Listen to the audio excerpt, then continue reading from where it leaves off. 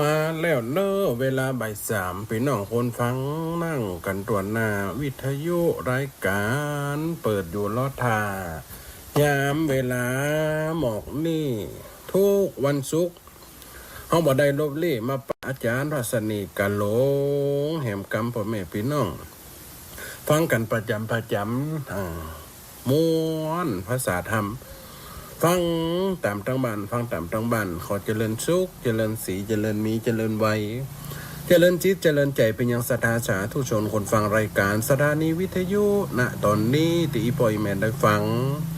วันนี้เป็นวันบรรยากาศสบายนะอีปอยแมนเนอฝนตกทั่วไทยภาคเหนือเฮาบางตีบางตังกับมาฮิบลงแต่ว่านักทางบ้านอัตมาภาพกระตกตั้งแต่ว่าตะคืนนี่แหมแต่เจ้านี่กระตกแหมหนาวเนอะหนาว ใส่หมวกใส่เสื้อ ตุ่มผ้ามันบรรยากาศแปรๆปนๆไปเนาะอีปอยแม่เนาะมันก็เกิดการสภาพว่าที่ว่าปั๊บตัวมาค่อยตันนะบางคนกะกวนจะ กองสาฝนกะสีจะ เป็นวัดเป็นไอสีจะจามสีจะไอมันก็ไปจะอ่านนี่ปล่อยแม่นะอากาศไปป่วนจิตใจของเราก็ไปป่วนไปตามเวลาบางคนก็ใจร้อนบางคนก็ใจเย็นบางคนก็ใจสงบเยือกเย็นฟังธรรมะสาระต่างๆครูบาอาจารย์แต่ละรูปละองค์ที่เพิ่นมาเทศนาหรือว่าบรรยายในเอารายการวิทยุต่างๆวันนี้เขาก็ได้มาปะมาพบกันแหมทางอาตมาภาพวันนี้ก็เข้ามาสู่รายการเหมือนเดิมปกติถ้าปฏิทินเวลาอย่างนะ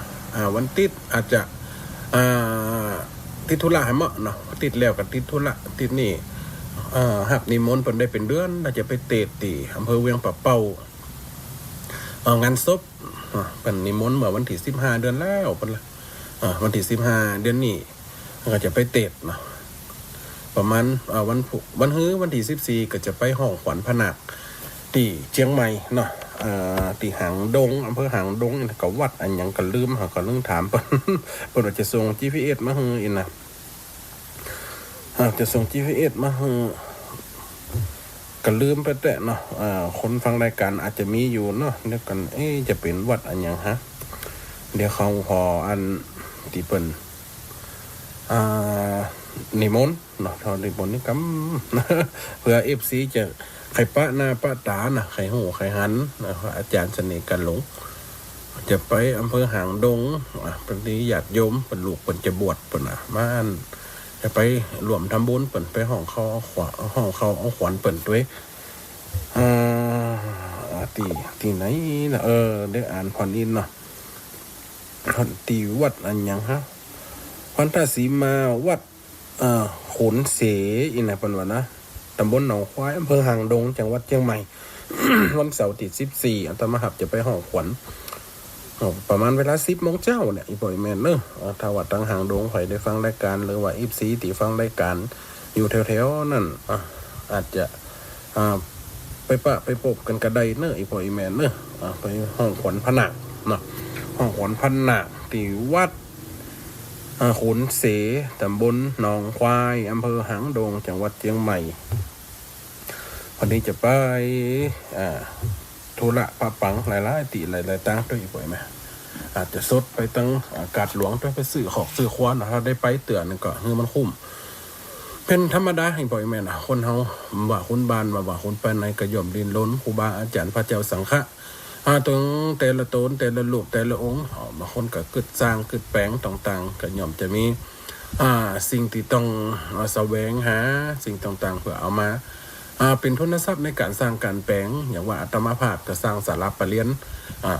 ถือว่าสำเร็จไปละแต่ว่าปล่อยหลวงนี่ปีหน้าปุ่นเนาะเดือนมกราบอกไกลๆอย่าอีปล่อยแม่ไผพร้อมใจจะมาเอว ประมาณวันที่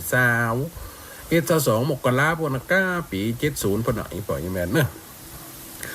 จากที่การสร้างการแปลงมา2 ปี3 ปีมาเนี้ยละศาลาปะเรียนก็เสี่ยงงบประมาณไปประมาณ3 ล้านกว่านี่ก็คือการสร้างการแปลงคนบ้านคนจองเขาหรือว่าครือฮัดคนทั้งนอกก็ย่อมจัก การทำมาหากินสร้างขอบสร้างครัวเรื่องลูกเรื่องเต่าสิ่งต่างๆมันก็ย่อมแสวงหาพระเจ้าประสงค์จะให้ปฏิบัติอย่างเดียวเฮาเป็นพระบ้านนอกบ้านนาเฮาบ้านห้วยกล้วยป่าจะเอี้ยเฮาบ่เหมือนวัดใหญ่ๆวัดหลวงที่วัดท่องเที่ยวเปิ้นต้องได้แสวงหามันต้องได้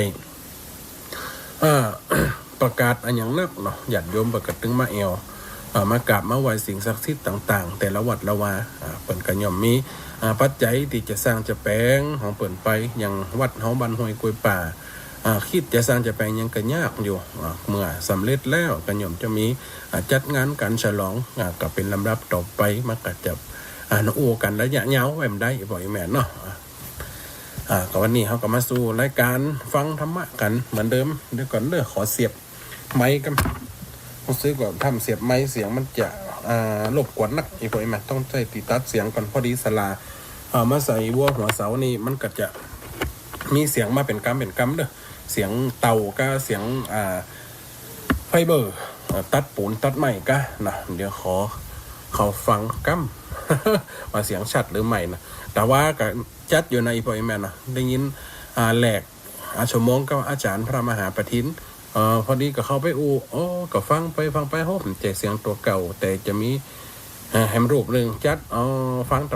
ตุลุงวัดห่างตำเวลาอาจจะโจนกันเนาะก็เลยวางไปก่อนแล้วก็เปิดจัดไปเนาะวันนี้เขาก็ได้มาพบกันเขาก็มาต่อกันเรื่องเดิมไอ้พ่อแม่เนาะเรื่องเดิมแต่ว่าหัวข้อใหม่นะยังอยู่ที่กรรมสุภาษิตมาเก่าสอนใจที่เขาได้มามาจากไอ้พ่อแม่ฟังวันนั้นที่คนเฒ่าคนแก่ได้ฟังกันฟังกับฟังเกิดความสบายใจฟังกับฟังได้ธรรมะฟังกับฟังได้สาระสิ่งต่างๆมันก็จะจักมี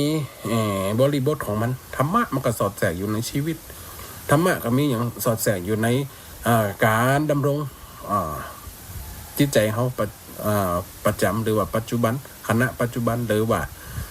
ที่เขาทำอยู่ถ้าเอาธรรมะมาเป็นตัววางตัวตั้งมันก็ย่อมจะเกิดความสบายใจเนาะวันนั้นถึงเรื่องอันอย่างนะพดแถวศีล5วันนั้นนะที่ใครหัวกันนะ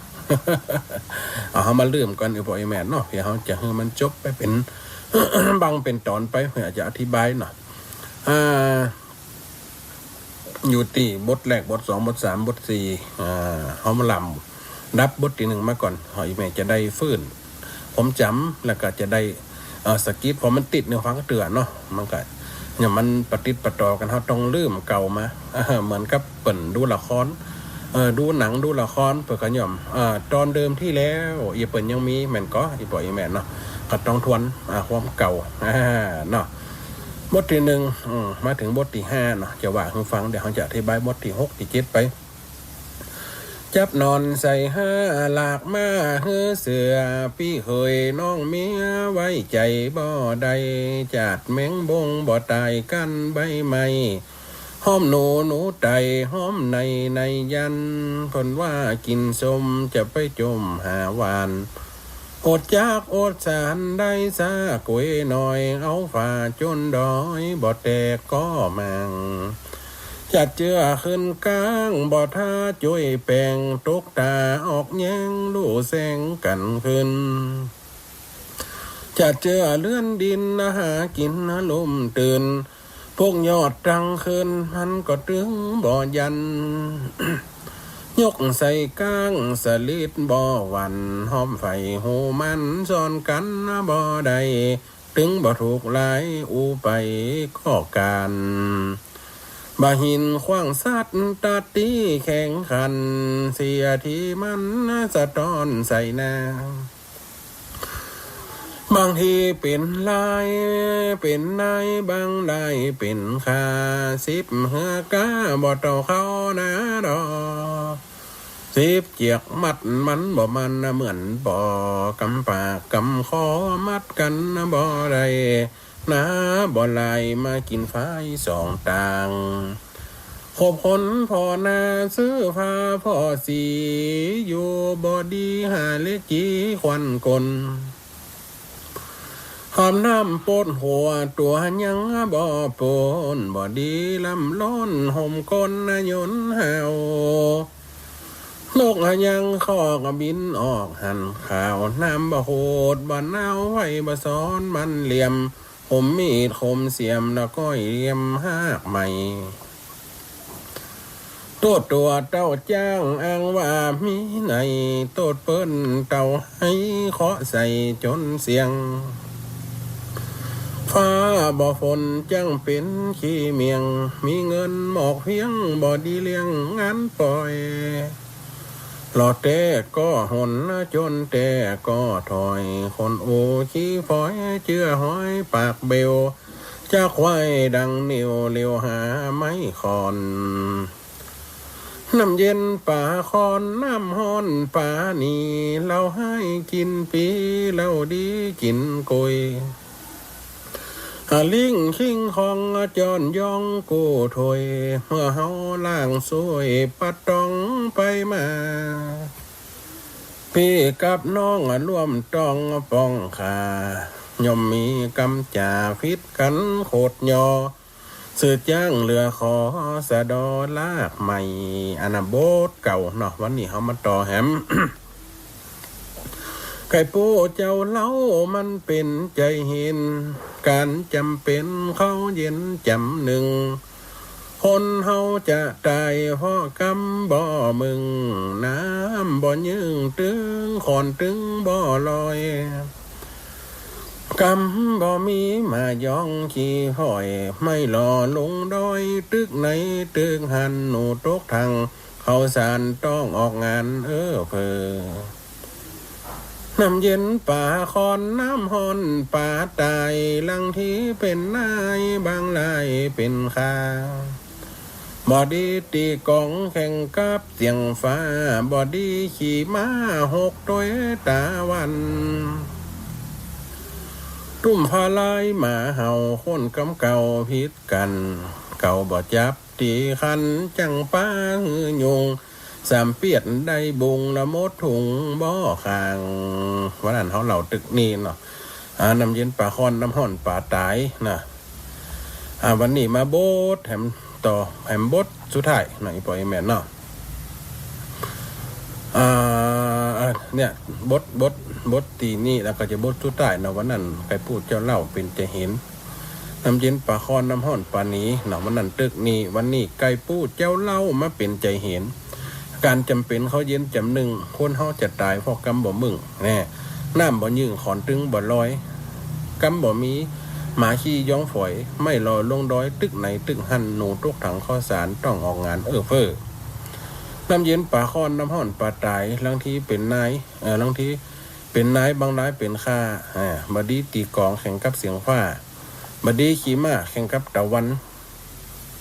ตุ่มพาร้ายมาเฮาคนกำเก่าจังพิษกันเก่าบ่จับตีคันจังป้าหื้อยุงสามเปียดได้บุ้งมดถุงบ่ข้าง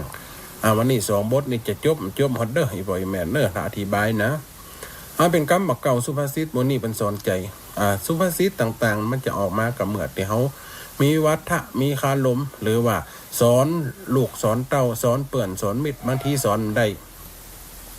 เอากำก่อเข้าใส่เอากำมือนี่เข้าใส่มันเป็นปริศนาคนฟังก็ต้องสะดุดละเพิ่นว่ามีความหมายลึกๆต้องหาความหมายอยากให้คนใจเย็นนี่กำว่าไก่พูดเจ้าเล่ามันเป็นใจเห็นนี่ไก่พูดเจ้าเล่าเป็นใจเห็นมันแปลว่าจะได้อีกปล่อยไหมเนี่ยคนเฮาเพิ่นว่าปัจจุบันเนี่ยเพราะว่าคนภายในหรือว่าอยู่ด้วยกันเปื่อนฝูงด้วยกันขายเปื่อนฝูงขายฝูงครูบาอาจารย์บาหักลูกศิษย์ลูกหาตุเจ้าตุไหนบ่มีความหักศาสนาบ่ฮู้จักวัดจักวาแต่อยู่วัดมากุมวัดจะได้สร้างแปลงเหมือนกับว่าจะสร้างจะแปลงแต่ว่าลักลอบกล้าขายอันหยังพระเจ้าเก่าพระเจ้าเกลือสิ่งที่มีในหันในวัดวาอารามเป็นวัตถุสถานบางคนก็เอามาซับเปลี่ยนตัวไปขายเอาเงินมาแจกของตัวเนี่ยมาแจกของตัวเป็นของสาธารณประโยชน์เนี่ยไก่พูดเจ้าเล่าก็คืออย่างไก่เพิ่นว่าไก่พูดเจ้าเล่าก็คือสิ่งที่ควบคุมดูแลปัจจุบันเนี่ยมันย่อมจะมีสิ่งควบคุมดูแลคนเฮามนุษย์ศาสนาพุทธเฮามีอย่างเป็นของสิ่งควบคุมดูแลกฎหมายละตั้งนอก ตั้งไหนก็คืออย่างองค์ศีล5ศีล8นี่ไว้ควบคุมดูแลทุกอย่างบางคนมาเอาสิ่งหมู่นี้มาเป็นข้อคิดกำหนดหู้ลักหูเกณฑ์เต็มปฏิบัติตามไก่ปู้เจ้าเล่าเปรียบเสมือนว่าดูแลไก่น้อยดูแลไก่รุ่นแต่มาเป็นใจเห็นคืออย่างศัตรูที่มีพิษศัตรูที่มีภัยศัตรูที่เป็นสิ่งบดีห้องเข้ามาหลากเข้ามานี่สุดท้ายมาถ้ามันกินไก่น้อยนั่นมดย่อมปู้เจ้าเล่ากระจ่างเถอะ มันย่อมจะถูกเห็นหรือว่าถูกสิ่งมันเนี่ยที่เป็นศัตรูเนี่ยย่อมปิกมาฆ่าเหมือนกับพระเจ้าตอนตีพญาอย่างก็ที่ว่าไปแอวป่าโดนพญาหยักจับแล้วตัวเนี่ยกลัวตายตัวยังไปเสาะสอดในป่าในดงไปเสาะไปสอดหากินสอบยิงสัตว์ยิงสิ่งเป็นกีฬาถ้าเอาสิ่งมือนี่มาเป็นกีฬาเอาชีวิตคนอื่นมาเป็นของเครื่องเล่นไปหลงเขาเมืองยักปุ๊บโดนยับโดนพญายักยับพญาเจ้าเมืองน่ะโอ้ขอเตอะอันพญายักเฮ้ยจะไปยักคือคาเตอะถ้ากินคาเหียเป็นเต้าพญาอยู่เหนือคนตั้งหลายอำนาจอยู่ที่ข้าท่านก็ได้กินแต่ข้านี่ถ้าว่าปล่อยข้าไปนะข้าจะเอาคนมาไหวฮือนี้7 วันเนี่ยก่อนวันศีลวันข้าจะหลักเอามาฮือข้าจะหลักเอามาฮือเนี่ยวันห้องไก่เจ้าเราเป็นใจเห็นเอาไปเอามาปิกยักไก่เจือโลเอาปันถือสัจจะคนเดียวก่อนสัจจะของคนและยักนี่กะปล่อยไปพญาเจ้าเมืองก็เข้าไปในบ้านในเมืองไปอู้ลูกอู้เมียอู้เสนาอามาตย์บริวารกำนันเสนาอามาตย์โอ้แม่นแต่พระองค์ถ้าพระองค์ปิกมาเนี่ยมีไผของบ้านของเมืองจริงๆอาจจะมีเปิดห้องว่ากษัตริย์องค์ใหม่ก็ได้หรือว่าถ้าตายไปเฮียพ่อตัวถึงที่ตายแล้วตัวกวดตายสั่งคนทั้งหลายเอาคนในขอกเอาไปเฮือหยักวันละคน7 วัน1 คน7 วัน1 คนคนเท่ามันจะเกิดถึงวันแม่นก็อีปล่อยแม่จนคนในขอกนักโทษเป็นร้อยครบ100 วันก็เอาไปเฮือครบ7 วันก็เอาไปเฮือจนคนในขอกนั้น100 คนมดมือคนในขอกนั้นมดเอาไผไปแหมเอาคนเท่าในหมู่บ้านคนเท่าคนได้เกิน70ไปแล้วเอาไปเป็นเหยื่อยักษ์อันใดยักษ์จะมาฆ่าบ้านฆ่าเมืองเขาอย่าลูกคนเท่าก็กลัวตายกันโหยังอย่างถึงเอาคนเท่าคนแก่ไว้เป็นลักเป็นเกณฑ์เอาไว้ปรึกษาหาความถูกต้องโอ้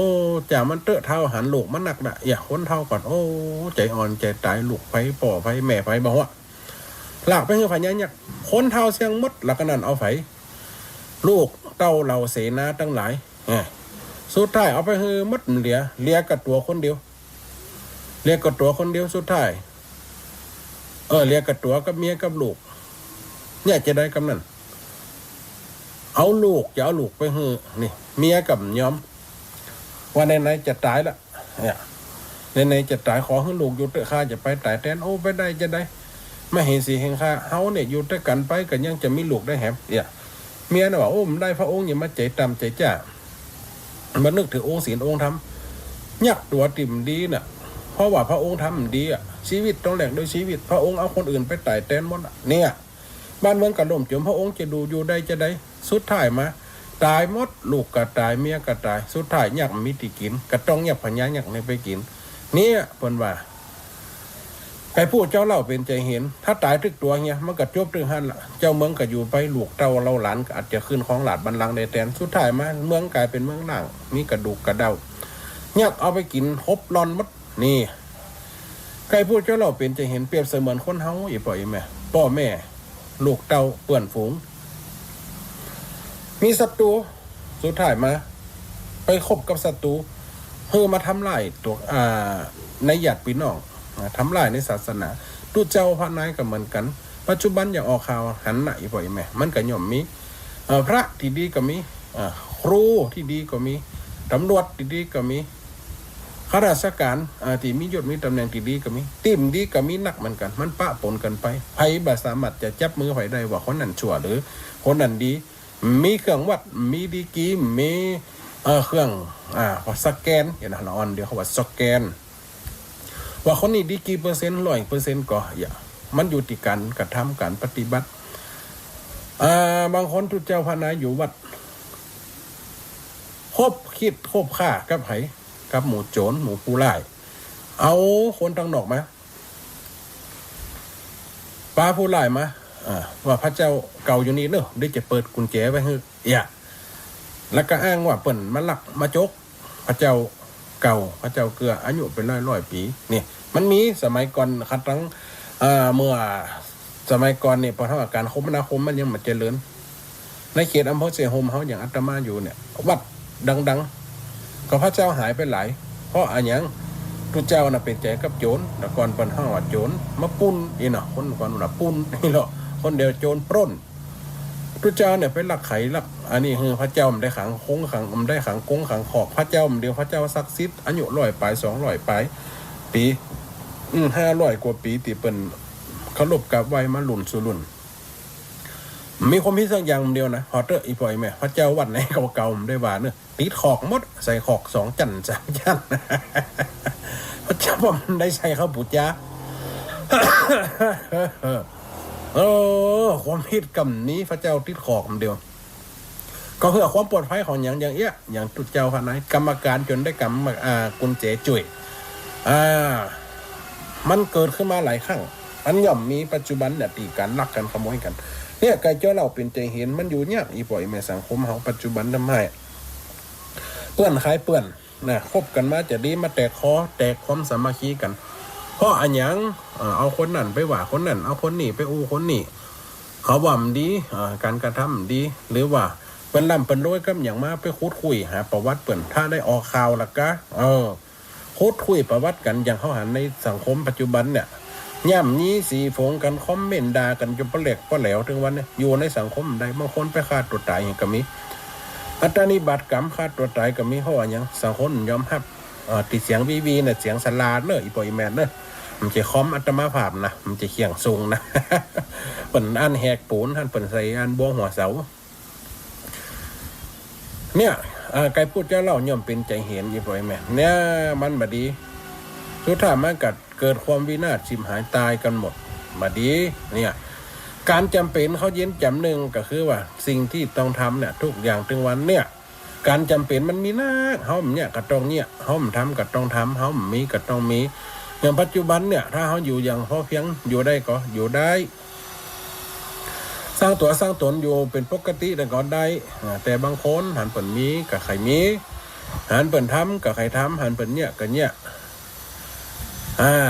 ในสิ่งนั้นถ้าตัวไหวเค้นตัวทำบังคับตัวทำให้เจนมันก็ย่อมจะเกิดความชิบหายหรือว่าเกิดความบุ่นวายเกิดความล้มละลายไปเหียนในที่สุดเพราะว่าอย่างมีความโหมันบางทีบางสิ่งบางอย่างกับการจำเป็นเนี่ยบางคนการจำเป็นมันนี่คืออย่างการจำเป็นเขาเย็นจำหนึ่งก็คือสิ่งที่ต้องทำอย่างลูกหนึ่งเข้าเป่าไฟนี่ก็คือการจำเป็นเขาหาวัดหาว้าไว้สาพระเจ้ากับพระปรึกษาครูบาพระสงฆ์เขาวัดตลอดบางคนเอาเห็นเลยเขาวัดเขาว่าศึกษาธรรมะเห็นเลยเมื่อมีการเป็นการตายมีงานอมงคลอวะมงคลในบ้านตัวก็เป็นหัวเมาเก้ากี่ถามไพ่มันได้เพราะว่าตัวมันก็ช่วยสังคมบัตรทำในสิ่งที่จำเป็นและไม่จำเป็นในสิ่งที่ทำคืออย่างก็ยังเนี่ยถึงวันเนี่ยเฮาใจโทรศัพท์มันจำเป็นก็คน70-80อย่างรุ่นยายพรหรือยังใจโทรศัพท์รุ่นเท่ากันสมัยก่อนมีรู้เขาอย่างเอาไปใจการจำเป็นต้องจำเป็นกับมันอย่างต้องเติมเงินเติมอย่างทำเติมซื้อมามันได้เอามาไว้อวดเปิ่นแล้วก็โทมจ้างก้นจ้างเป็นไปได้ก็มันได้มันจำเป็นต้องเสี่ยงต้องจกต้องจ่ายเนี่ยการจำเป็นเนี่ยมีรถมีล้างสมัยก่อนเขาไปด้วยรถเดินสารกันได้มันเดียวมันบ้านไหนก็มีเห็นละการจำเป็นการคมนะคมเปิ้นขี่รถกันหมดเปิ่นไปการไปงานได้เป็น3-4 รอบตัวมันเดินตกต่อยกับได้ไม่สังคมมันบีบเข้ามาคนเฮามันถูกบีบในการครองชีพที่สูง อันนี้การจำเป็นมันก็ย่อมจะเกิดขึ้นจำเฮือเนี่ยอย่างเปิ่นมันเป็นอย่างก้าพระอาจารย์เนี่ยละตัวเนี่ยได้ก็ไปอยู่ตัดอาสวะกิเลสไปอยู่ห่างตรงห่างนาเลยตัดไปเลยมือถือมันใจวิทยุมันฟังโทรศัพท์มันพอเนี่ยให้เนี่ยน้าปลูกข้าวปลูกน้ำกินไปอยู่ไปตามนั้นอยู่ได้ก็บางคนที่เป็นอยู่ได้ก็คือสมถะไปเลยคนยุ่มได้ก็เนี่ยมันการจำเป็นก็ต้องทำเปิ่นกินตัวกินเปิ่นต้านตัวต้านเปิ่นเนี่ยตัวเนี่ยเปิ่นทำตัวทำเปิ้นจำเนี่ยอย่างในหมู่บ้านก็จำเป็นเนี่ยเปิ่นพัฒนาก็ต้องพัฒนาจะไปคัดไปขืนเปิ่นกำได้บางคนก็คัดฝืนกำโอ้ประกาศเด้อบ้านเฮาจะมีการมีงานปล่อยหลวงปล่อยล้ำช่วยกันพัฒนาเด้อหมู่บ้านเฮาขบกคนเทียนมีดคนเทียนก็ได้ใครมีขบกเอาขบกใครมีเสียมเอาเสียมใครมีมีดเอามีดเนี่ยมาคนโอ้ไปเนาะแต่จ้างคนปะเลอยังเนี่ยมาช่วยสังคมเห็นเลยเขาจำเป็นน่ะในบ้านอยู่ด้วยกัน 4-5 คนจำสละสักคนเลยกะอย่าจำมาจุยบ้านจุยจ้องลูกกำมือไปเมียกำมือไปเมียจะไปโอ้ไปปูปั่นไปหันเนี่ยมันอูทักอูกะลิ่มกะเลียทำไมอูเกียวอูหามันชอบลูกจะไปโอ้ไปคันคล้ายๆตากแดดตัวจะเอาตัวไปกับเอาไปโฮมไปเตี่ยโอกาสหน้าก่อนมันการจำเป็นคือว่าตัวไปสุดท้ายมาให้กับสังคมเตือนแหละแก่บ้านผู้สวยมาเตือนหลักการโอ้จะได้นี่พัฒนา2 รอบ 3 รอบขาดเด้อจะเป็นปั๊บนะราคาละ100-200อยู่ในบ้านกลายเป็น4เป็น5ยิ่มปันมาเหี่ยวคนหนึ่งเอาใจสังคมก็เข้าบันไดเอาไฟบันหันเหมือนเนี่ยตัวเนี่ยเพิ่นทำตัวทำการจำเป็นเขาเย็นจำหนึ่งจะถ้าจะมาคัดขืนฝืนกำสนใจมาเอาเนาะอย่างช่วยเหลือสังคมใจกำช่วยแห้งกำช่วยซับกำช่วยยุ่มได้แม่นก็อีปล่อยแม่นี่คือสิ่งที่บอกวันผ่านไปเนาะไปพูดเจ้าเล่าเป็นใจเห็นการจำเป็นเขาเย็นจำหนึ่งคนเขาจะตายเพราะกรรมบ่มึงนี่น้ำบ่ยิงขอนตึงบ่ลอยคนเขาบ่น่ะเขาจะตายเพราะกรรมบ่มึงก็คืออย่างอัปปมาโนปัจจุโนปะทังเนาะความประมาทนำปาซึ่งความตายมาเหอะอัปปมาโทปัจจุโนปะทังนี่ความตายคนเฮาอยู่แค่เอื้อมคนเฮาทุกวินาทีทุกวินาทีทุกชั่วโมงย่อมมีคนตายขณะที่เฮาหายใจอยู่นี่บ่อยไหมหายใจเข้ากำถ้านับด้วยทั่วโลกนะย่อมจะมีคนเกิดหายใจออมกำมีคนตายมันต้องตายเกิดการสิ้นลมหายใจมันย่อมจะมีคนเขาจะตายเพราะกำมึงอย่างประมาทถึง2-3 วันนี่ฟังข่าวพอข่าวเนี่ยโอ้มีแต่รถย่ำรถจนรถทับขนาดบ้านอัตมาข่าวเนี่ยเมื่อ2 วันก่อนละอ่อนกันเหมือนกันเอารถขับไปกำเดียวนี่หรือมาขาตั้งคืนนี่ขาตั้งคืนปุ๊บโหดกับถนนล่ะ นั่นปากว่าขอหวาดนะว่าอากาศเปลี่ยนเอาแล้วนะเราเย็นๆฮอนๆนี่ได้กระจามไอ้ขาตั้งคืนอีบ่อยแม่ไปโหดกับถนนต้นจนหัวบ้านป่นเขี้ยวหายสลบสไหลแข่งฮักกาหันความประมาทย่อมขึ้นคนเขาจะตายเพราะกำมึงเนี่ยขาตั้งเรื่องเอาคืนดูบางคนเนี่ยกับไฟกับฝืนกับไฟแก๊สระเบิดแก๊สบุ่มเนี่ยบางคนนะบางคนเนี่ยกินเนี่ยว่าเขาขนาดตำน้ำพริกอีปล่อยแม่ระวังแหมตำน้ำพริกเอาพริกใส่โคกเอาคาใส่จะใครตำกันเลิกได้มันดึงเน่เข้าแกนตายแม่มันที่อื่นมันย่ำสดแกนตากับอันเม็ดพริกนี่มันจะได้มันถูกกันใบมันถูกกันบดกองต่ำไปกันเลิกใส่ปั๊บเอาละตาข้างสารน้ำมาสวยหน้าแข่งกระเค็ดนะพี่เข้าแกนตาพุ่นหล่นไปสวยหน้าแข่งวะน้ำตาไหลปังเฟี้ยกินล้ำหลังกับกินมันเนี่ยนะมันได้แจ้งหรอสมมติแต่บางคนนี่มันติดปากอย่างปล่อยแม่มันจะอัตมานะบางคนเนี่ยเพราะว่าธรรมะมันห่างนะพายเฮ้ยบางคนนะก็ตำห่อว่าออกปากออกคอน่ะโอ้บางคนน่ะโอ้ต้องขึ้นวัดว่าโอ้กูประมาทไปรู้ ผู้ประมาทไปโลก่อยตำก่อยหนูดก็ได้อย่าบางคนนะบางคนก็ตำที่ปักเบลขึ้นเบลหล่องแม่นก็ไฟตำน้ำพริกปักเบลฟ่อง กองพริกก็ใส่ตำคามันสีจะแห้งจะเหี่ยวน้อยคาแต่สีแห้งๆเหี่ยวๆตำมันนั้นเรียกอย่าต้องยันคิ้วด้วยบางคนกับกัดคิ้วเหี่ยวเคิงบางคนกับปักเบลขึ้นตำบนเหี่ยวข้างตำกันลึกเนี่ย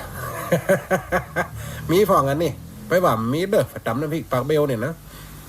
มันจะได้หัวมันตึงยันนะฮะกองเอาพริกเขาใส่เอาหยังก็ใส่กับกองตำกับตึงยันด้วยโคกโคกปุ่นตำเคี่ยวมันได้ตำด้วยลูกมัน มันยอมมีพ่ออยู่แม่เนาะรับตาฟ่องกับอันเหลวนาเขาเจงฝามันอย่าแล่เอาอย่าแล่ควายผ่านๆนะ อันตำน้ำพริกแล้วปุ๊บก็เอาพริกแห้งนี่มันป้อนอย่างหรอก็พริกดิบแล้วมันตับแล้วมันตึงไข่สะเด่นวุ่นอ่ะฟ่องกับอันเอาไว้ตั้งปางเนาะตำเบนหน้าเข้าฝามันเหี้ยอันน้อยแล้วกันแล่ตาพอในโคกก็จะแล่อย่างหยังเนาะกลัวมันเรียก ถ้ามันถึงตีเรียกแล้วมันกำเสล่นนะกำใหม่ๆมันได้เนี่ยมันว่านะความประมาณมันหย่อมมีมันหย่อมเนี่ยเป็นว่านะคนเขาเจ็บตายเพราะกำเมืองอุบัติเหตุอุบัติภัยหรือว่าความเจ็บความป่วยเนี่ยตีกับอุบัติเหตุมันหย่อมจะเกิดขึ้นมามันหย่อมมีแต่อีปล่อยไหมมันเกิดขึ้นในกำเดียวมันยังกระจ่างจิตใจคนเขาจะแข็งแกร่งปันได้กระจ่างความตายมันอยู่ใกล้ใครเอื้อมความประมาทมันย่อมจะเกิดมีถ้าเขาประมาทในการดำรงชีวิตนะบางคนก็ขับรถจัดดีอ่อยปล่อยแม่เนาะขับรถไปตับครับกับหมอก20-40เนี่ยครับตั้งแคมแล้วแคมแหมได้รถชิปหลอกกายเขากับเบ็ดรถเครื่องมากายเขากับเบ็ดเบ็ดเขาต้องข้างไอ้หมอที่กินเหล้าเนี่ยสติมันมีเนี่ยความประมาทตายเพราะมึงตัวมันตายเอาผลตายเฮียบางคนนะครับรถมาอย่างจะบินจะซ้ำนี่ตัวละอ่อนไว้หลุ่นซ้ำให้ถ้าได้บิดมอเตอร์ไซค์ล่ะบิดรถเขียงเนี่ยถ้าเราเสียปุ๊กงอนเวอร์ปุ่นตัวความประมาทของตัวคนอื่นเป็นอยู่ของเปิ่นดีๆไปตุบไปตำไปโจนเปิ่นเนี่ยเกิดถึงชีวิตเกิดถึงความอุบัติเหตุได้เจ็บได้ใหม่เกิดขึ้นมาเนี่ยมันตุกไผเนี่ยตุกถึงคนที่เปิ่นได้รับผลแลกกับตัวก็ต้องมาใส่มาดูแลเปิ่นมาเสียกาทำขวัญทำเนียมอันอย่างแหมติดกฎหมกฎหมายแหมเนี่ยเป่าแอลกอฮอล์เราขึ้นแหมดีกีขึ้นแหมเนี่ยคนเราจะตายเพราะกำมึงอยู่ไหนมันก็ย่อมจะตายมัดบางทีเขาตายจริงระวังเจ้ามันเก่าวันว่าโอ้ไปดูดวงไหนมาพ่อกดตายเปิ่นว่าโอ้อยู่ได้แหม7 วันเนอะอย่าจะตายถึงตายแน่นอนหมอดวงหมอดูนี่คนนี่เก่งสามารถอ่านได้อ่านเกมได้อ่านโหราจะตายได้กลัวล่ะกลัวมันไปไหนสักทีนอนอยู่ในมุ้งมันดีบ่อยไหมนอนอยู่ในมุ้งกลัวตายมันเจ็บไข้ก่อนนะจะกินข้าวกับขี้ลูกเอามาเฮือจะกินน้ำกับขี้ลูกเอามาเฮือลูกไปแต่ขี้กับเหนียวสมัติมันขี้ใส่ถังใส่คู่เอาไปคือลูกหวังอันนี้แหมน้อยกันเอาเข้า7 วันได้เป็นไหนงอมเลยอยากกินข้าวลูกเอามาเหอะอยากกินข้าวต้มนมหวานลูกเอามาเหอะเอาป้ามาอยากกินปิ้งลูกกับปิ้งมาเหอะครบ7 วันพอดีหรออยากกินปิ้ง7 วันนี่มันตายนี่รอดหมอดูว่านะเอามากินในเฮียนมากินในมุ้งมากินข้าวกินแล้วกันนอนมันรับตายกันในป่อยไหมแก้นจี้น้ำละกันนั่นแก้นจี้นะบอกใครมันได้กับมีไฟหันอยู่ในเฮียนจี้ไปตื้นหลอดลมแก้นเข้างงาหัวกายลงหมอนท่านตายมันได้บอกปีบอกน้องตายมันได้บอกลูกบอกหลานโลกใครมันตัวไปฟอโอ้ยแม่กินข้าวแล้วก็รับจัดดีแล้วอีโลมาห้องแรงครับแม่กินข้าวโอ้แม่นี่ก็รับดีแต่ดีว่ะเอาคำกินไว้ฮือฮันเอาไว้ฮือนี่เนอะว่าจะลูกมากินเจ้าไปขายฟอมกำสั่งสักอย่างโอ้คำกินอยู่ยังเก่าไปฟออย่างเย็นแซ่บเห็นแล้วตาเรียกมงลงหนังหน้าฟาร์มไหลแล้วตายเสร็จแล้วเหรอเนี่ยคนเขาตายเนี่ยเขากำมึง มันอยากกินไหนกัดถึงตายหมดคนเฮาอีกบ่อยไหมย่อมจะเกิดขึ้นเฮาถ้ากลัวว่าไปมันตายในโลกนี่จะไปเป็นเศรษฐีหลงโลกเศรษฐีหลงโลกจะได้เศรษฐีนั่นน่ะกะทำบุญมาตลอดชีวิตทำบุญมาตลอดชีวิตพอดีไปใส่บาตรอ่านพระปัญเจกพุทธเจ้าวันว่าอ่านเศรษฐีท่านทำบุญมาหนักบุญท่านก็มีหลายเด้อถ้าตายจากนี้ไปจะได้เป็นเทพบุตรเทวดาโอ้อาตมาหันแล้วสมบัติท่านมีเยอะสมบัติบุญไหนปล่อยแม่มจะสมบัติในบ้านในจองน่ะสมบัติบุญโอ้มีวิมานปราสาทอยู่ทางบนสวรรค์จันฟ้าล้อหันละไอ้ยะนางอัปปสรนางสวรรค์ก็อยู่หันละเมื่อท่านสิ้นอายุไขท่านก็จะได้ไปนั่งเสวยปราสาทท่านนางอัปปสรก็จะบีบนวดจะเป็นเทวดาเนี่ย500นางลำเดือนนี้ท่านจะขอพรอะไรอย่างนี่นะเป็นเขาจะขอว่าขอให้ตายแบบง่ายๆมันก็เขาว่าให้ตายแบบสงบเศรษฐีนี่ไปขออย่างอีปล่อยแม่หูก็ขอว่าโอ้โลกนี่ม่วนอยู่โลกนี่มันยังสนุกอยู่เลยโลกนี่มันมีความสมบู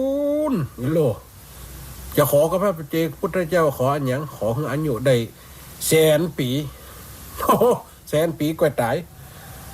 พระปัจเจกพุทธเจ้าก็เลยว่าได้สิไม่เป็นไรถ้าท่านจะขอแบบนี้เขาก็อำนวยพรรับพรนะอายุวันโนสุขังพลังเนี่ยกำนั่นพรน่ะก็สำเร็จได้ไปไหมเลยอายุ100ล่ะกำตายอายุ100ปุ๊บมีกระต่ายเมินไปทำอยู่ได้แหม100เช้าลูก4-5 คนปากันตายหมดอายุได้200ลูกของลูกหลานกัดตายเลนกัดตายลิดกัดตายหลอดกัดตายไปแผวริวบนน่ะตายหมดปีน้องห้องหิงป้ากันตายกันนั่นตัวอายุได้5,000 ปีอยู่ตัวอายุได้5,000 ปีพ่อแม่ตัวขอได้100,000 ปีก็นั่นเหลวไปในโลกนี่มีไผสักคนล่ะยังไม่ไผอยู่สักคนสันยังมากกว่าเหลวไปไหนไม่มีกระปาไม่เอาเป็นป่าเป็นดงมีกะน้ำกะหนองความอุดมสมบูรณ์มีแต่ความสุขลูกในโลกมนุษย์ในเมืองนั้นคนปากันตายหมด100,000 ปีขอไป100,000 ปีได้5,000 ปีคนปากันตายหมดสักจริงหิงห้อยงอควายหมูมาขาไก่ตายซิมหายเจื้อหมดอีกบ่อยไหมเรือกระตัวคนเดียวปุ๊กลกนั่งอยู่ในโลกมนุษย์ท่านเหลวขึ้นไปกะหันตัวฟ้าเหลวลงมากะหันตัวเก่าเมื่อไหร่ฉันจะตายเมื่อไหร่ฉันจะตายก็ป้อนตัวขอไป100,000 ปีกันก็น่ะใครตายอีกไปไหมไปมัดคอติดก็ไม่ ไปมัดคอติดก็ไม่กันลิ้นเงาออกมาต่อมลิ้นไม่นี่ลิ้นออกเงาเป็นศอกกระตึ้มตายไปโจรลงน้ำกำตายไปนอนอยู่ในหรือผูหรือฝาอยู่ถ้ำไปโดดลงหน้าผาจะหืดตายโจรลงมากันยังกระฟองอยู่ฟองไฟหับอะไรเงี้ยมันตายเร็วไปทางใดก็มีกับดูกดาวคนเพราะว่าเปิ่นตายละตัวมดโลหัวผีแล้วครับนั่นตอนนี้ก็มีกับคนตายนี่ก็มีคนตายไฟมันได้เผาไฟโลคนตายกันหมดละกับตัวคนเดียวอายุได้50,000 ปีอยู่ เลยแหม50,000 ปีโลจะถึง100,000กายเอาเถอะขอตายกำเตอะไปนอนอยู่ในหีบในรองกำตายหลงโลกอีพ่อไม่ว่าโลกนี้ยังงามโลกนี้ยังสวยเนี่ยมาอยู่คนเดียวเขาก็อยู่มันได้อีพ่อแม่เนี่ยคนเขาจะตายเพราะกรรมบ่มึงน้ำบ่ยึ่งขอนกระตึงบ่ลอยน้ำบ่ยึ่งแค่ขอนกระตึงบ่ลอยนี่มันนี่มันเปลืองกันโลขอนทำมันอยู่ยังบกเอายกมันจะแป้โลคน10 คนเสาปกเสาบ้านเสาเงินยังกระจ่างบนตอกเสาเข็มอันยังกระจ่างอีปล่อยไม่ใจรถเข็นรถยกคนช่วยกันยกดึงจะประสานเอาแห้งแข่งขันขึ้นแต่น้ำเนี่ยแห้งติดสุดมันเป็นสสารมันเป็นน้ำตีเพื่อความนักความเบาได้กินนักเขากะกัดยกแข่งยกขากระจ่างต้องดังปุ่มปั๊มแต่ไม่นักปั่นนักมันสามารถลอยได้นี่มันอาศัยกันอีปล่อยแม่นี่มันอาศัยกันน้ำคือต้นไม้ดูดไว้เมื่อต้นไม้คล้ายออกมาก็กลายเป็นลำธารเนี่ยเป็นธรรมชาติไหลออกไปเมื่อต้นไม้มันล่มไปลงน้ำลงหนองมันก็ย่อมจักลอยมันก็ตามสภาพของมันนี่ น้ำบ่ยิงขอตึงบ่ร้อยกำบ่มีหมาขี้ย่องฝอยไม่รอดวงร้อยตึงไหนตึงหันหนูตกถังข้าวสารต้องออกงานเฟ้อกำบ่มีหมาขี้ย่องฝอยเปิดกำเมไฟตึงเหล่ากำมีอย่างกับหมาขี้ย่องฝอยมาดึงมาด้วยกันนี่อย่างกำมันมีหลายบทอีกบอกกำอย่างกำมีนะก่อนว่าอย่างก็เมียมีหมาขี้ย่องอย่างก็เมียมีจู่จะบานถึงเหล่านะมันเป็นกำสุภาษิตที่สอนใจลูกหมาขี้ย่องกำพลอยมีหมาขี้ย่องหมาขี้ย่องกำมีไฟมันเหล่าอย่าเปิดกว่าในกำนั้นนี้มันเป็นสิ่งที่จะเกิดขึ้นมามันนี่นะกำบ่มีเปิ่นกระตึงบ่เหล่ามาบ่เฮามันจังครบอีกก็มีจื้อไฟไม่เต่ามาเฮามันจังครบนี่ก็มีนี่มันเป็นกรรมที่ว่ามันมาด้วยกันอีปล่อยไหมคอมมีมุนหมามันขี้ถ้าเป็นนี่เบิ่นกระตึมมาทวงมันมีหลายบทอีปล่อยไหมกรรมโมนี่นะมันเป็นการสร้างหน้าสร้างตากันลูกกรรมมีหมาขี้ย่องฝอยมันกระตึงมีอีปล่อยไหมไม่มีมูลภาษาไทยเป็นกับมีแล้วไม่มีมูลหมาไม่ขี้มันเป็นกรรมมูลเนี่ยที่สอนคิดสนใจคนเขาจะไปว่าไพ่มันเล่าไพ่ในโลกนี้เป็นไพ่มันได้ยั้งกระจ่างกระหย่อมจะมีการที่สินินทาการเดียดกันนั้นการว่าเรื่องการเล่าเนี่ยบางทีก็มีจริงเปิ้นเล่าตัวก็ต้องสงบบางคนเปิ้นเล่าไปในทางที่ดีชื่นชมก็ดีบางคนเล่าไปทางติ่มดีชาวบ้านเปิ้นโหกำมีไฟมอูเป็นเรื่องว่านะหัวเมียมีจู้เจ้าบ้านเปิดตึงเหล่าก่อนเนี่ยเปิ่นว่าละป้อมหยุดเจ้าว่าเปิ่นหนึ่งว่าหนึ่งเนี่ยเสร็จหน้าสุดตามีศีลละทำเป็นโอ้อีนี่กับผัวกับมีแล้วมันทำตัวไม้น้อยเอ็นดูผัวมันแต่โอ้ปูนี่กับเมียมันกับมันขนาดอยู่บ้านทะโรเรื่องลูกเรื่องเต้าตันการทุกอยู่ที่เมียมดผัวแอวเรื่องเล่นจู้ใส่ผ้าเลี่ยมเป็นกีบปุ่นเขินบ้านหลองบ้านเนี่ยบางคนไม่เป็นจะอ่านอีกไปไหมเมียตุกกันนักทะโรเลี้ยงหมูจะเป็นร้อยเกี่ยข้าวหมูเพี้ยวขี้หมูเรียกกันเลี้ยงลูกเลี้ยงเต้าโหมันก็เอาขึ้นเอาหล่อมได้มาเอาอย่างการเนี่ยสักอย่างทำตัวเป็นคนติ่มหน้าก็หลบนับถือเปิ้นเล่าจะอีคนจะยุดจะย้ายจะอายจะไงมันว่าคนเนี่ยมันมีคำเนี่ยมันเป็นคำสอนที่ลึกซึ้งพระพุทธเจ้าว่าจะได้ว่าสิ่งมันเนี่ยเมื่อมัดพุทธชนการนินทาการกล่าวบางคนกล่าวร้ายเพิ่มมีว่าให้เปิดนี่ไม่สมควรแต่การมีแล้วเขาเตือนสติเพิ่มฟังบางคนนี่ฟังเห็นเลยถ้าลูกเต้าฟังกันยังว่าเป็นทุกข์ใจพ่อแม่นะผัวเมียกันเนี่ยตัวรักษาตกลงปลงใจหยุดด้วยกันแล้วมาทำตัวมันดีกันเลยกันหลัดทำตัวมีอำนาจเดียวกันผัวขวบเมียขวบผัวเนี่ยคือเกิดสังคมเปื่อนบ้านเปื่อนเหล่าดินท้าใหญ่หงายกันไปพอปูนั่นคำหยานั้นเจ้าเจ๊งมากเอาละล้อถวยละเพียงแหมวันกับน้ำมอรถตึ้งเนี่ยแหมวันในทีวีเมียแหมวันรถเคียงมีดเขาโบกอย่างเงี้ยแล้วแรดสุมาเตอร์อีกไปบางคนทำลายเขาทำลายของคนฮักกันอยู่ด้วยกันกันยังปล่อยผลไปอย่างเงี้ยบางคนก็ทำตัวเจริญเนี่ยมันไล่ดีมันมีอยู่ในหันมดเนี่ยมันเหมือนกัน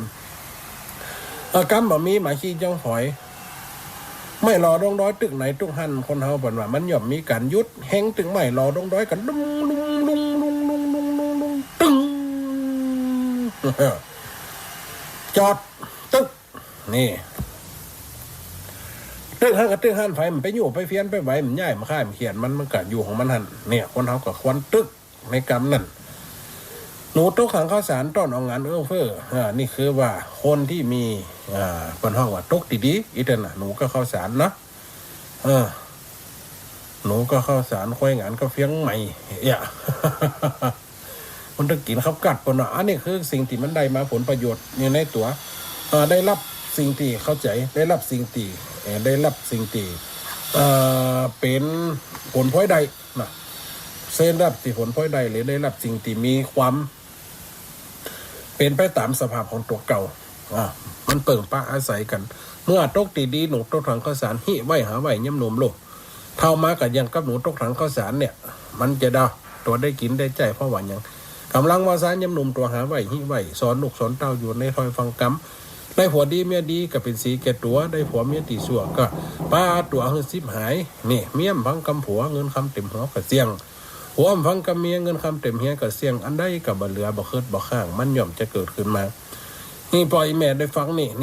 กำบทนี่หน่อยพอจะเอา2 บทได้ครับมันเวลากับไก่โกนมาแหมมะเวลาไก่โกนมาหากาบทนี่มันได้ไก่ยาวเป็นชั่วโมงแหละ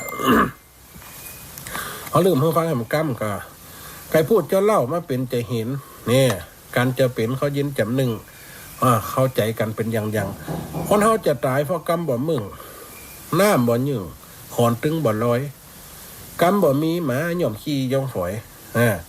ไม่รอลงร้อยตึงไหนตึงหันโนตกถังข้าวสารต้องเอางานเฟ้อแม่นก็อีบ่อยแม่ในสิ่งนี้ติอีบ่อยแม่ได้ฟังกับหมอกหม่อนอกหม่อนใจหน่อยได้ฟังไปแล้ว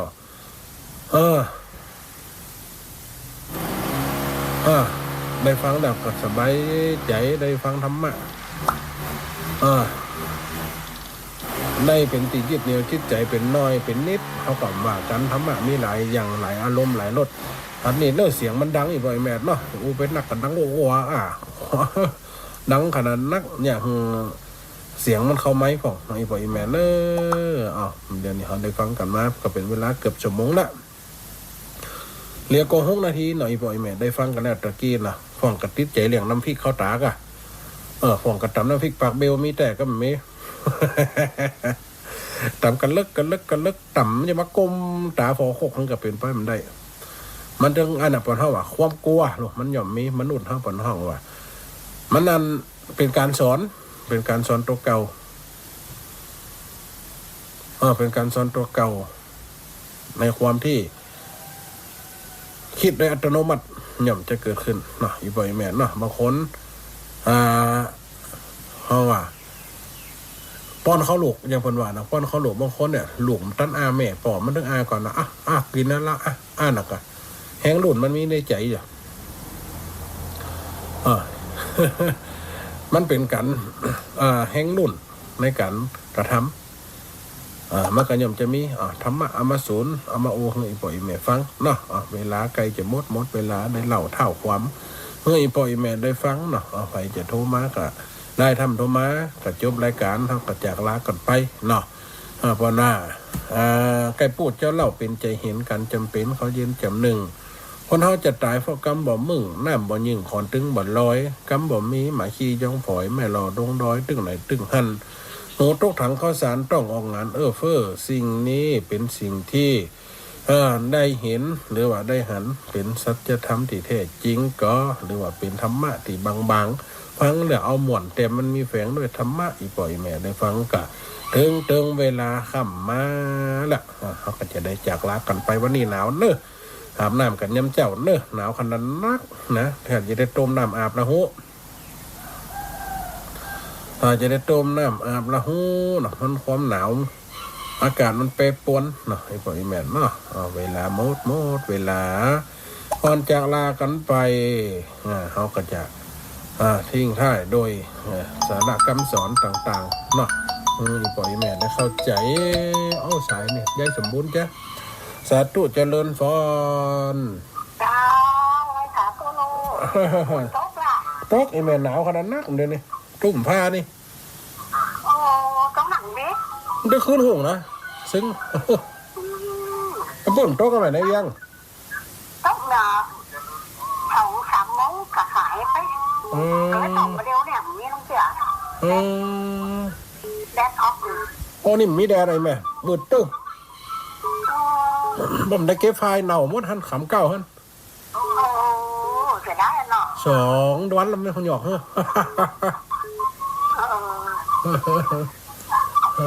เอาเช็ดมาคืนน้องมาได้ว่ะมันก็จะปูอยู่ไหมแต่มันดำนะ มันดำมันแลบมันแห้งนะมันอันโดนหนามันย่อยใช่ไหม สาธุเนอะไอแมนเนอะตะปุ่น พอเขาลูกจะเป็นหนังเนอะจะเป็นว่าเป็นอาหารเนอะอยู่ที่ลูกเนอะ ตะกี้พ่อจ๋าน่ะนะแซ่บ2 เซตแล้วตะกี้ สดตาดละครับละ จ้ะ สาธุจังมา เขาจะมันขนยา โอ้ตะกี้กันแล้วรอบอ่ะ ปนตันอันตั้งบ้านหมอนปนตันน้ำพริกปากเบี้ยวก็มันเบี้ยว บอกไม่เอาค่ะ เจียนนี่ไอ้มันเจียหันไผ มันเบลเนี่ยเบลได้ก็ได้เหรอก ำยันเขี้ยวตัวความเรียก ตำคาแห้งน้ำผ้านี่ตึ๊กถึงยันเขี้ยวด้วยอ่ะ ใหม่นี่กับบอกโอ้ยเถอะแต่มันโคตร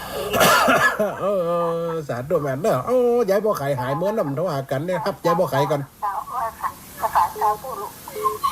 สาธุกันขึ้นในใจเฮ้ยายบ่ไข่บัดหายไปตั้งได้เป็น3 เดือนละฮัลโหลยายบ่ไข่ฮัลโหล แซ่บมาจากแหลมเจ้า หายไปตั้งได้เป็น3-4 เดือนกันขึ้นหาตะกี้เฮ้ยยายบ่ไข่หายตั้งได้หมด จะมาจ้า ได้ยินกับแม่สีกูลได้ยินกายไหมได้ยิน นี่นะ ได้ยินก็ โอ้ประเด็นนี้นะ โอ้ยยอมได้ยิน ต่อจะดูไม่ติดตามดีนะ ฮัลโหล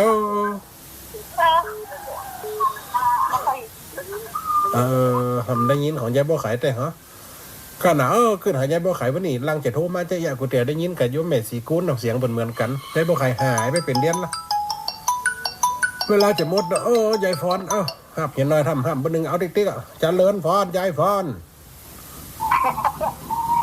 แล้วผมโจ๊กก็อีอ่ะนะ โตกาโต บ้านนี้โจ๊กเด็กเลี้ยวโจ๊กเจ็ดนักอ่ะ โอ้ได้ขี้ลิ้นตวง เนาะน้ำก็คง